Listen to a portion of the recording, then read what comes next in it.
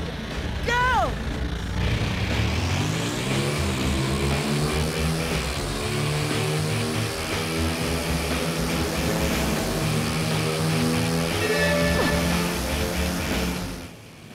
My name is Never Chris, and this is my review for Action Girlz Racing on the Nintendo Wii. Remember, subscribers to my channel are always welcome to request games for me to review.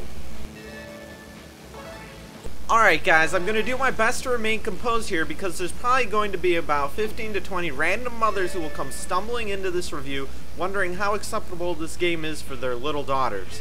This review is for them. Why does a stereotype exist that women do not like video games? Is it only because men can handle interactive entertainment while the common female mind must stick to passive entertainment? No, that is definitely not it. Here are my two theories for why some women often immediately reject video games. 1. They've almost never touched a video game in their entire life, and then some random neglectful boyfriend throws an Xbox controller at her and expects her to handle Halo almost immediately. And then there's my second theory, that their only experiences with video games at a young age are with crap like this. Here's the scenario. The Nintendo Wii gets sensationalized and becomes the #1 item for Christmas. A lucky family sporting a single daughter ends up with the system. They all have fun over Wii Sports for about 3 months, and then mom finds herself at Walmart with an extra 20 bucks to spare and decides to get something new for her daughter. Now, because Action Girlz Racing has a cute cover and mom thinks that anything that looks cute just has to be incredible, mom mindlessly picks this title up, gives it to her daughter, and poor Susie gets turned off of video games forever. Please, if you don't want to be just another mindless parent, stop and think for a little bit. There's a better criteria for judging games than whether or not the cover looks cute or if it's based off a popular animated movie that involves penguins. Varying quality does indeed exist in video games. Most games based off of movies are trash. Most games that have a main selling point of looking cute are trash as well. Just buy Super Mario Galaxy for now and do some internet research in the meantime. Anyhow, Action Girlz Racing is the worst Mario Kart clone I have ever seen. Not so surprisingly, it's also by Data Design Interactive. With the exception of a slightly appealing art style for little girls, everything about this game is crap!